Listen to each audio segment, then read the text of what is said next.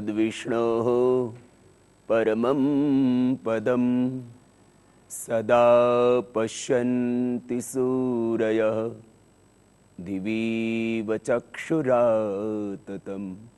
ॐ शान्ति शान्ति शान्तिः।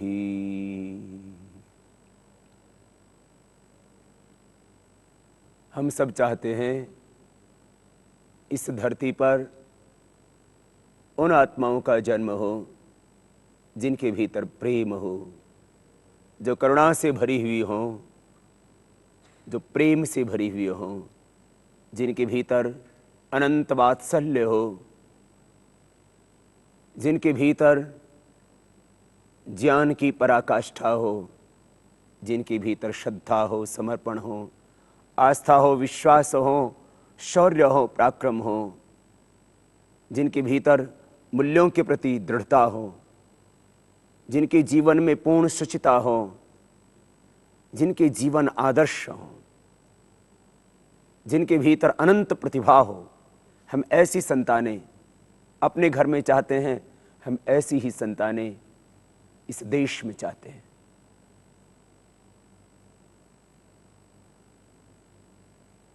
आज जैसा मैं हूं,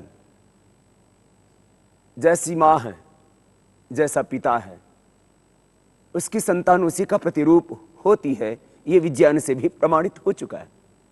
अर्थात पुत्र और पुत्री में खाली रूप की दृष्टि से ही माता पिता का प्रतिरूप नहीं होता है। उस बच्चे की आंखें, उस बच्चे की कान, उस बच्चे की नाक, उस बच्चे के दांत, उस बच्चे की हड्डियां, उस बच्चे की हाइट, उस बच्चे की आईसाइट ही मां के प्रतिरूप के रूप में नहीं होती है। ये ठीक है कि शारीरिक दृष्टि से, भौतिक दृष्टि से बच्चों का जो रूप होता है वह माता पिता का प्रतिरूप होता है। अर्थात आप यदि माँ बाप को पहले देख लेते हैं और उसके बाद बच्चों को देखते हैं तो आप अनुमान लगा सकते हैं कि ये उसके बच्चे होंगे। और यदि आप कुछ बच्चे मिल जाते हैं और उनके माँ बाप यदि आपने पहले देखे होते हैं तो आप अधिकतम अनुमान लगा सकते हैं कि ये उसी के बच्चे होंगे। और अब तो विज्ञान और तकनीकी इतनी उन्नत हो चुकी है कि बच्चों का डीएनए टेस्ट करा करके माँ बाप का पता लगाया जा सकता है। अर्थात हम भौतिक दृष्टि से वो होते हैं जैसे हमारे माँ बाप होते हैं। और हमें विरासत में, वंश परंपरा में, वंशानुक्रमण से खाली शरीर ही नहीं मिलता, शरीर के साथ रोग भी मिलते हैं। यदि माँ बाप को उच्च रक्तचाप है, दोनों में से किसी एक को भी, माँ बाप को ही नहीं पिछली 3 और 7 पीढ़ियों से, तो वो रोग बच्चों को होने की 99% संभावना रहती है। माता पिता को यदि उच्च रक्तचाप है, माता पिता को यदि मधुमेह है, माता पिता को हृदय रोग है, माता पिता को एस्थमा है, अर्थराइटिस है, यहां तक कि यदि कैंसर है तो बच्चों को भी वो कैंसर की समस्या होगी। और खास करके लेडीज में मां को यदि यूट्रस और ओवरी का कैंसर है, मां को यदि स्तन का कैंसर है तो 99.99 बेटी को वो स्तन कैंसर, वो यूट्रस ओवरी का कैंसर होने वाला है। यदि मां को शादी के 10-15 बाद प्रेगनेंसी कंसीव हुई तो बेटी को भी यह समस्या होने वाली है। बंध्यत्व भी वंशानुगत होता है, डिप्रेशन भी वंशानुगत होता है। मां यदि डिप्रेशन में थी गर्भ से पूर्व और गर्भधारण के बाद भी, तो बच्चे को डिप्रेशन होगा। 80% हम वो होते हैं जैसे हमारे माँ बाप होते हैं। पूरे विश्व में मानव जीवन पर अध्ययन किया गया, अनुशीलन किया गया, शोध और जो अनुसंधान किया गया, उसके नतीजे ये निकले हैं कि जैसे माता पिता होते हैं वैसे ही बच्चे होते हैं। यहां तक कि माता पिता यदि चोरी करते हैं, माता पिता यदि दुराचार करते हैं, माता पिता यदि व्यभिचार करते हैं, तो वो दुराचार की प्रवृत्ति, वो व्यभिचार की प्रवृत्ति, वो अपराध और हिंसा की वृत्ति उन बच्चों तक आती। इसलिए ये अपराध, ये हिंसा, ये दुराचार, ये भ्रष्टाचार, ये अन्याय, ये शोषण, ये हमारे खून से आता है हमें। इसलिए हम व्यवहार में भी जब किसी को प्रताड़ना देते हैं, किसी को ताने देते हैं, तो हम उसके वंश को ताने देते हैं, उसके माँ बाप को गाली देते हैं। मेरे कहने का मतलब है कि जैसे पिता होगा, जैसी मां होगी, वैसा ही उनका प्रतिरूप उनका बच्चा होगा। ये ठीक है कि भारतीय संस्कृति में संस्कारों की एक उन्नत परंपरा है जिसके द्वारा मनुष्य के भीतर देवत्व को जगाया जाता है, जिसके द्वारा मनुष्य की वृत्ति, उसके संस्कार, उसकी स्मृति रूपांतरित की जाती है। उसको एक ऐसा एनवायरनमेंट दिया जाता है जिससे कि उसको अच्छे विचार मिले, अच्छी भावनाएं मिले, अच्छे संकल्प मिले। लेकिन एक बात खास मैं 16 संस्कारों को बताऊं, मानव जीवन निर्माण की वो आधारशिला, मनुष्य को मनुष्य बनाने की वो प्रक्रिया, मानव के भीतर मानवता जगाने की वो हमारी शाश्वत ऋषि परंपरा, जिससे हम मनुष्य को निरंतर उन्नति प्रदान कर रहे थे। आज भी जिस तरह से फलों की, फूलों की, वृक्षों की उन्नत प्रजातियां तैयार की जा रही हैं, लेकिन याद रखना, फल फूल वृक्ष आदि तमाम प्रकृति के ऊपर जो अनुसंधान हो रहे हैं, उसमें भी जो मूल वृक्ष होता है, उस मूल वृक्ष का बहुत गहरा प्रभाव होता है, बीज का बहुत गहरा प्रभाव होता है। इसलिए चाहे वृक्षों की बात हो, चाहे मनुष्य की बात हो, बीज का बहुत गहरा प्रभाव होता है। बीज को परिशुद्ध करना, और उसके बाद में जब बीज पवित्र हो, जब शुक्र पवित्र हो और रज पवित्र हो, तब फिर आगे हम जिस आत्मा का अवतरण इस धरती पर करना चाहते हैं उसका आह्वान करना।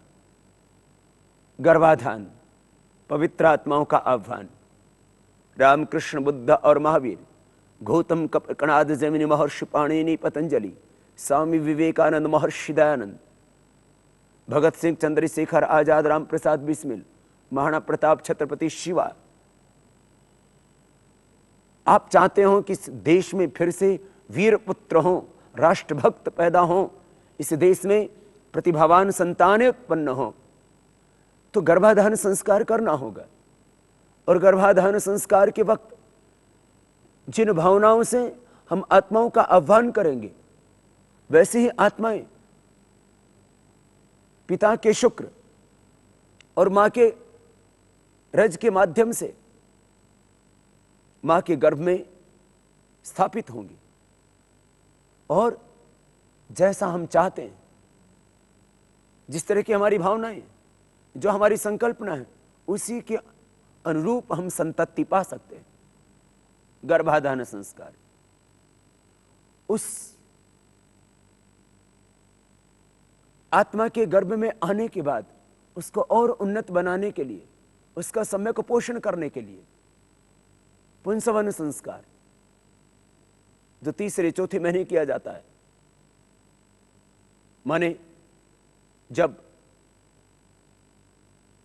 संतान के मां के गर्भ में अंग प्रत्यंग बनने लग जाते हैं, उस समय उसकी औषधियां, उसका खान पान, उसका व्यवहार, उसकी सोच इस तरह से निर्मित की जाती है जिससे कि बच्चे का पूरा पोषण हो, भावनात्मक रूप से भी, भौतिक रूप से भी। तो भावनात्मक रूप से बच्चे को पोषण देने के लिए उस मां को वेद की ऋचाएं सुनाई जाती हैं। वो मां संध्या करती है, यज्ञ करती है, वेद की ऋचाओं का पाठ करती है, उन उपनिषदों का श्रवण करती है। तो वहीं से उस बच्चे का भौतिक और भावनात्मक निर्माण सूक्ष्मता से प्रारंभ हो जाता है। अर्थात मां के हृदय से बच्चे का हृदय बनता है, मां के मन से बच्चे का मन बनता है, मां के विचारों से होने वाली संतान के विचार बनेंगे। तो मां के विचार कैसे हो, मां का आहार कैसा हो, मां का व्यवहार कैसा हो, उसको सुनिश्चित किया जाता है और उसको एक दिशा दी जाती है, एक प्रोटोकॉल दिया जाता है कि अब मां के माध्यम से एक नई आत्मा का अवतरण इस धरती पर हो रहा है। तो मां को कैसा व्यवहार करना चाहिए, ये सब कुछ उस पुंसवन संस्कार में बताया जाता है। कैसा आहार लेना चाहिए बताया जाता है, क्योंकि उस समय बच्चे का मस्तिष्क का निर्माण हो रहा होता है। उस वक्त बच्चे के हाथ पैरों का निर्माण हो रहा होता है, उसका दिल का निर्माण हो रहा होता है, दिमाग का निर्माण हो रहा होता है, उसके मसल्स का निर्माण हो रहा होता है।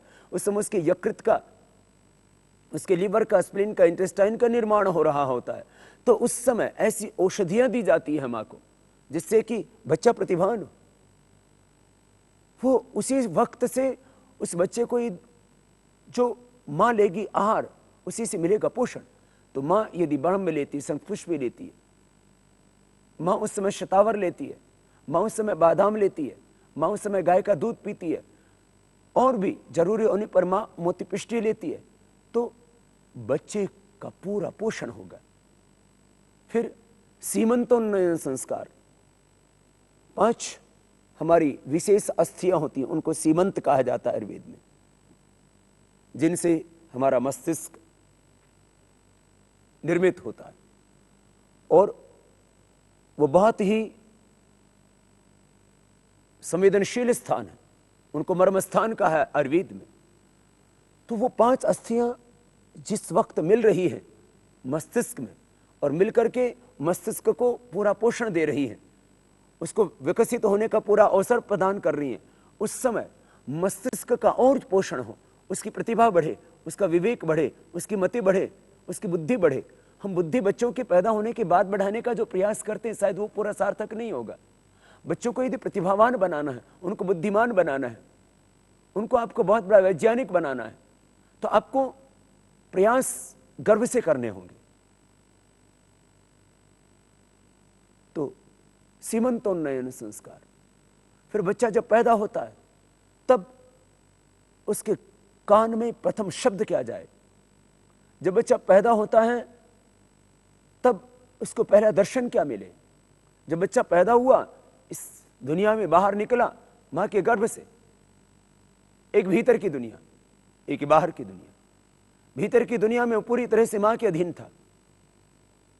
एक मां उसको पूरी तरह से नियंत्रित कर रही थी, अपने आहार से, अपने विचार से, अपनी भावनाओं से, अपने संकल्पों से। लेकिन अब वह मात्र मां के अधीन नहीं होगा, अब वो इस विश्व को समर्पित हो चुका है। तो पहला दर्शन, पहला श्रवण, पहला भक्षण क्या हो, उसकी पूरी परंपरा, जिसको जातकर्म संस्कार कहते हैं, जिसमें कुछ विधाएं आज भी हमें विदित हैं, कुछ परंपराओं को हम विस्मृत कर चुके हैं, लेकिन थोड़े बहुत संस्कार जहां शेष रह गए उनको पता है कि बच्चा की जिह्वा के ऊपर ओम लिखा जाता है मधु से, कान में ओम वेदोसी बोला जाता है। कुछ बातें थोड़ी बहुत याद है, बाकी विस्मृत कर गए हम। जातक कर्म के बाद नामकरण होता है 11वें दिन, 10 दिन के बाद 11वें दिन या 101वें दिन, या जब अनुकूलता हो, हर वक्त, हर घड़ी, हर समय शुभ होता है, 10 दिन के बाद नामकरण संस्कार किया जाता है। बच्चे का नाम कैसा हो, नाम का भी बहुत गहरा प्रभाव पड़ता है हमारी भावनाओं पर, हमारे अंतर में, हमारे हृदय में, हमारे चित्त में। जैसे हमें संबोधित किया जाता है उसका भी बहुत गहरा प्रभाव पड़ता है। तो नाम कैसे हो, इसकी भी एक पूरी परंपरा है।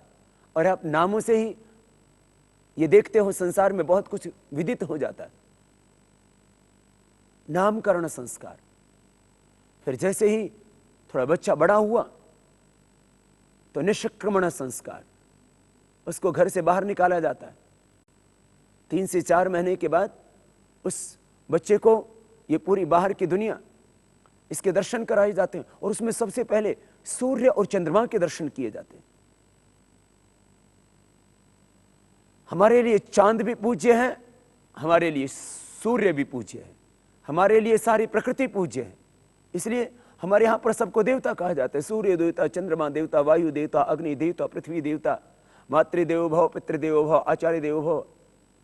हमारी संस्कृति सबको देवता भाव से दर्शन करने की, सबके भीतर दिव्यता को देखने की निष्क्रमण संस्कार किया जाता है। निष्क्रमण संस्कार के बाद अन्नप्राशन संस्कार किया जाता है। पहले मां के दूध से बच्चे का पोषण होता है और वो बहुत जरूरी होता है मां और बच्चे के लिए। लेकिन अब मां के स्तनों में दूध कम होने लगा है और बच्चे के भी दांत आने लगे। हिमालय की दिव्य जड़ी बूटियों से निर्मित विश्व का सर्वश्रेष्ठ पतंजलि च्यवनप्राश और बादाम पाक, साथ ही आंवला व एलोवेरा